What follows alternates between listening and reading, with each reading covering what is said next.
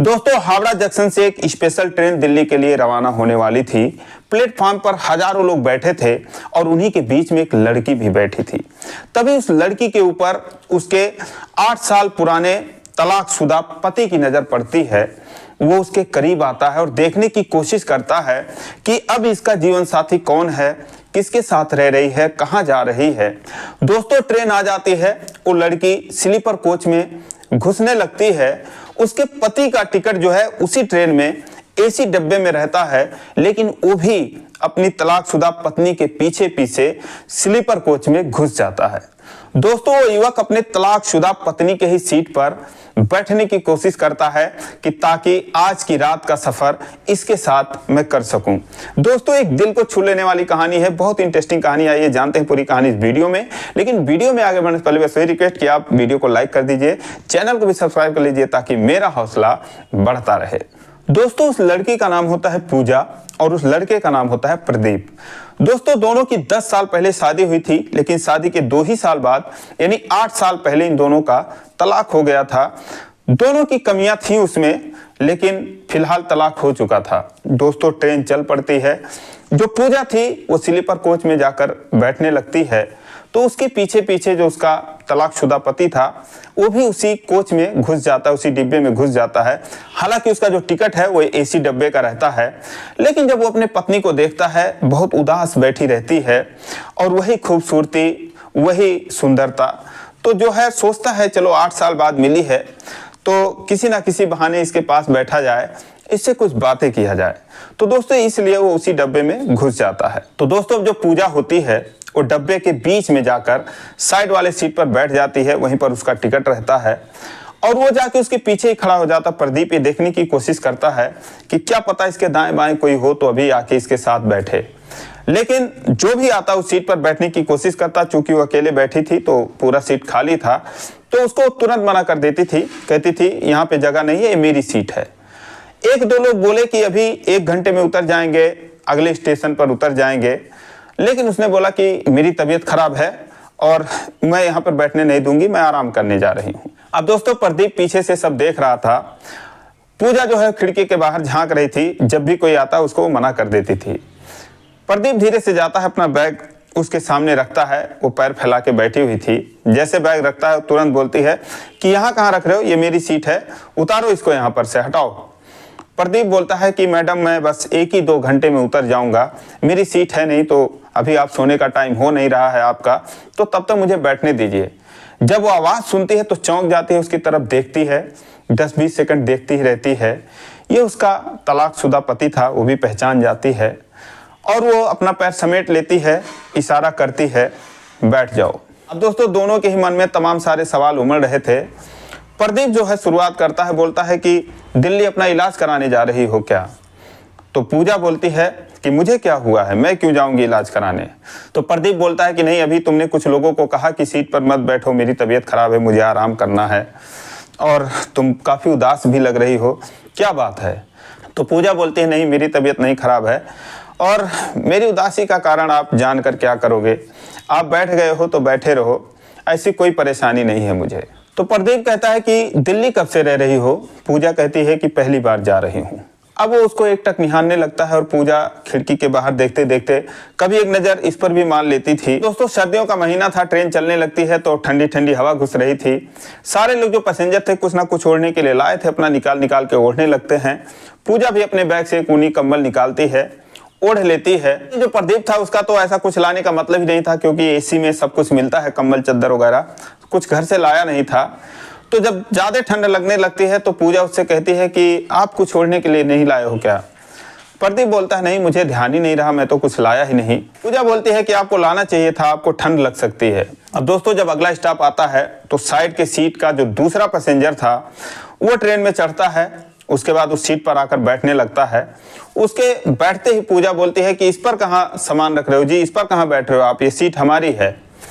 वो बोलता है कि क्या बात कर रही हैं, आधा सीट तो मेरा है इसमें। वो बोलती नहीं, ये पूरी सीट मेरी है। दोस्तों, अपना टिकट निकालती है, प्रदीप को देती है। प्रदीप समझाता है कि ऐसा है, आधी सीट तुम्हारी है, आधी सीट इनकी है, जब सोना होगा तो ये पूरी सीट तुम्हारी हो जाएगी, ऊपर वाली सीट इनकी हो जाएगी। अक्सर इस बात पर लोग लड़ लेते हैं, उनको पता नहीं रहता। जैसे ही अगला पैसेंजर आता है उसको बोलते हैं तुम ऊपर चले जाओ, लेकिन जहां तक बैठने का अधिकार है तो आधी सीट इनकी है। दोस्तों उसकी बात समझ जाती है, पूजा चुप हो जाती है। तब तक वो आदमी खड़ा ही रहता है जो दूसरा पैसेंजर होता है। उसके बाद वो जाकर बीच में बैठने की कोशिश करने लगता है। तो उसको पूजा कहती है कि यहाँ कहाँ बैठ रहे हो तुम, अपने सीट पर जाओ जहाँ आपकी सीट है। दोस्तों बैठते बैठते उठ जाता है। फिर प्रदीप को बोलता है कि भाई साहब आप इधर आ जाइए तो मैं अपनी सीट पर बैठ जाऊँ। दोस्तों दूसरी खिड़की वाली सीट पर बैठ जाता है। उसके बाद फिर ट्रेन जो है वो चल पड़ती है। जब ट्रेन चल पड़ती है तो काफ़ी ठंडक हो रही थी। वो जो पैसेंजर नया आया था वो भी अपना ओढ़ लेता है निकाल के। अब दोस्तों ठंड काफ़ी बढ़ जाती है तो पूजा अपना कंबल जो है उसको ओढ़ाते हुए उसके पैर पर डालते हुए बोलती है कि ओढ़ लो, नहीं तो तुम्हारी तबीयत खराब हो जाएगी ठंडी से। तो प्रदीप बोलता है कि नहीं, मुझे ठंडी नहीं लगती, दरअसल मेरी ठंड के दिनों में किसी से रजाई को लेकर झगड़ा हो गया था, तब से मुझे ठंड नहीं लगती। दोस्तों एक बार इन दोनों पति पत्नी में जब इनका तलाक नहीं हुआ था तो सर्दियों के दिनों में कंबल की खींचातानी को लेकर लड़ाई हो जाता है और पूजा जो है मारे गुस्से के लाके उस पर पानी ही डाल देती है। रात भर दोनों फिर कुछ और ही ओढ़ के गुजारा करते हैं। अब दोस्तों प्रदीप का इशारा उसी के तरफ था। पूजा भी समझ जाती है, मुस्कुरा देती है, हंसने लगती है, बोलती है कि उसमें जरूर आपकी गलती रही होगी। तो बोलता है कि नहीं, अगले ने पानी डाल दिया उस पर, तो बताओ मेरी गलती कहाँ से थी। दोस्तों दोनों हंसने लगते हैं। उसके बाद सफर चलता है। दोस्तों धीरे धीरे खाने का टाइम हो जाता है तो पूजा बोलती है कि आप खाना खा लीजिए। बोलता मैं तो कुछ लाया नहीं हूँ, अभी आएगा कोई तो मैं उसी से लेके खा लूँगा, तुम खा लो अगर लाई हो तो दोस्तों पूजा कहती है कि हाँ मेरे तो खाने का टाइम हो रहा है, आपका तो कुछ और ही टाइम हो रहा होगा, आपने बैग में रखा ही हुआ होगा, अभी आपका शुरू हो जाएगा। प्रदीप बोलता है कि अरे यार नहीं, ऐसी बात नहीं है, जैसा तुम समझ रहे हो ऐसा कुछ भी नहीं है, मैंने पीना उना छोड़ दिया। पूजा हैरान रह गई, बोली कब से? तो उसने बोला 4 साल हो गए, मैं नहीं पीता और ना ही कभी पीऊंगा। पूजा कहती है कि आप झूठ बोल रहे हो, मुझे तो यकीन ही नहीं हो रहा है। वो कहता नहीं यार वाकई में तुम्हारी कसम मैं नहीं पीता। तो पूजा बोली कि मैं कौन होती हूँ मेरी आप कसम खा रहे हो। बोलता किसी भी कसम दिलवा लो यार, माँ कसम मैं नहीं पीता। दोस्तों हैरान रह जाती है, बोलती है कि जिसके लिए आप सब कुछ छोड़ दिए, सारा कुछ इतना हो गया, आपको पता ही है, आप जाके अब शराब छोड़े, काश आप पहले छोड़ दिए होते। खैर जो भी है, अब से आप सुधर जाओ, मैं तो भगवान से यही दुआ करूंगी। सुनकर मुझे बहुत खुशी हुई कि आपने छोड़ रखा है। सच बताओ मैं दिल से कह रही हूँ, मुझे बहुत सुकून मिला आपकी ये बात सुनकर। दोस्तों पूजा और प्रदीप के बीच में तलाक का सबसे मुख्य कारण जो था वो यही था कि वो जो है शराब का बहुत बड़ा आदी था, अपने माँ बाप की भी नहीं सुनता था, हमेशा शराब पिए मस्त रहता था, पूजा से भी मारपीट करता था और उसके इन्हीं आदतों से वो 2 ही साल में तंग आ गई थी। खुद उसके जो सास ससुर थे यानी प्रदीप के जो माता पिता थे उससे यही कहते थे कि बेटा देखो ये तो सुधरेगा नहीं, अगर तुम अपना कहीं और दूसरा देख लो तो शायद तुम्हारी जिंदगी जो है वो कट जाए, इसके साथ ये तो बहुत ही नालायक है, निकम्मा है। दोस्तों बहुत उसको समझाया लोगों ने, हालांकि वो प्रदीप को बहुत चाहती थी लेकिन उसके इसी आदत से वो परेशान रहती थी। अंत में हार मानकर उससे तंग होकर उससे तलाक ले लेती है।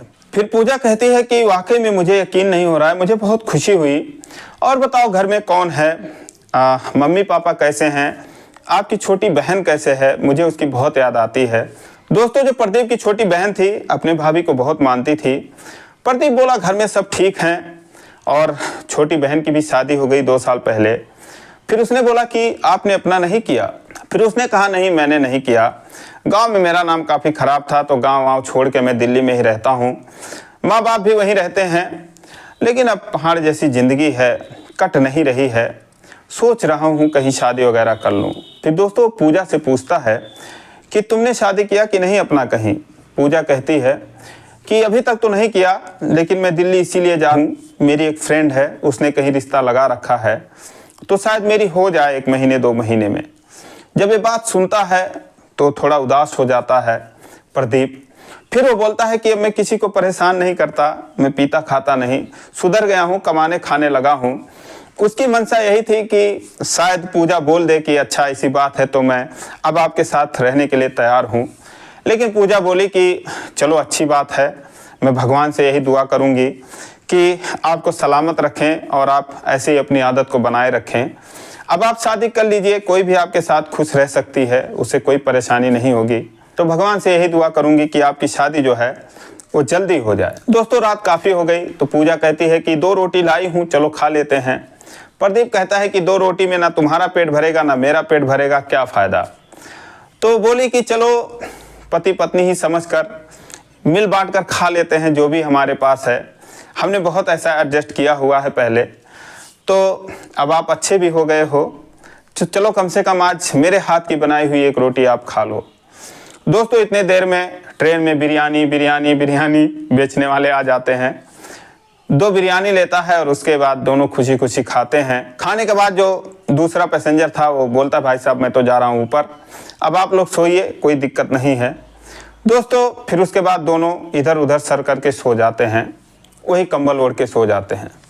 अब दोनों को नींद नहीं आ रही थी, उसके ख्याल में ये सुधर चुका था और इसके ख्याल में कि मेरी इतनी खूबसूरत बीवी थी, मुझे छोड़कर मेरी शराब की वजह से चली गई, दूसरी शादी करने जा रही है, काश मुझे अपना लेती या मैं इससे हिम्मत कर पाता कहने के लिए कि मेरे पास आ जाओ फिर से। यही दोनों सोच रहे थे, आधी रात से ज़्यादा गुजर गए। तभी जो है पूजा उठती है और कहती है कि आपको सर्दी लग रही है क्या। तो बोलता है कि हाँ लग तो रही है, क्या करूँ फिर। तो पूजा अपने बैग से एक मफलर निकालती है और उसके कानों में बांध देती है, बोलती है ठीक से अब सो जाओ आप। दोस्तों सुबह हो जाती है, दोनों चाय पीते हैं, नाश्ता करते हैं। दोस्तों ट्रेन जब नई दिल्ली रेलवे स्टेशन पर पहुंच जाती है, दोनों उतर जाते हैं। प्रदीप जो है उसको मफलर देने लगता है जो उसको दे रखी थी। बोला बहुत अच्छा मफलर तुमने बनाया है, लगता है हाथों का ही बनाया हुआ है, ये तो जेंट्स मफलर है। तो बोली हाँ मैंने उनके लिए बनाया है जिनसे मैं शादी करने जा रही हूँ, आप चाहो तो इसको रख लो, मैं दूसरा बना लूँगी।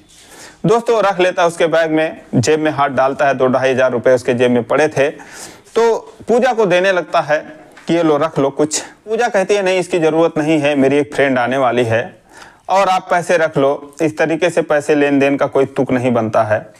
तो बोलता है चलो मैं छोड़ दूँ तुम्हें जहाँ भी जाना हो। तो बोली नहीं मेरी एक फ्रेंड आ रही है, आप निकलो। दोस्तों इतने में पूजा की फ्रेंड आती है, उसका नाम सरिता होता है। तो बोलते हैं अरे पूजा बता कोई दिक्कत तो नहीं हुई तुझे सफ़र में। तो पूजा बोलती है कि नहीं यार कोई दिक्कत नहीं हुई, लेकिन मैं तुझे क्या बताऊं, मेरा जो तलाकशुदा पति था वो भी भटकते भटकते मेरे ही सीट पे आ गया, टिकट था नहीं। तुझे क्या बताऊं अब सुधर गया है, पीता खाता बिल्कुल नहीं। उसे देखकर मुझे बड़ी दया आ रही थी, वो मुझसे कुछ कहना चाह रहा था लेकिन शायद कह नहीं पाया। और जब वो जाने लगा तो मैं सच बताऊं कि मेरे आंखों से आंसू आ गए उसको जाते हुए देखकर। तो सरिता बोलती हाँ तो अब मरने दे उसको, ज़्यादा दया दिखाने की जरूरत नहीं है। अब उसको समझ में आएगा ना कि तू कितनी सुंदर है। उसको बताया नहीं कि मैं शादी करने जा रही हूँ। तो उसने बोला हाँ मैंने बता तो दिया उससे कि शादी करने जा रही हूँ। बड़ा उदास लग रहा था वो।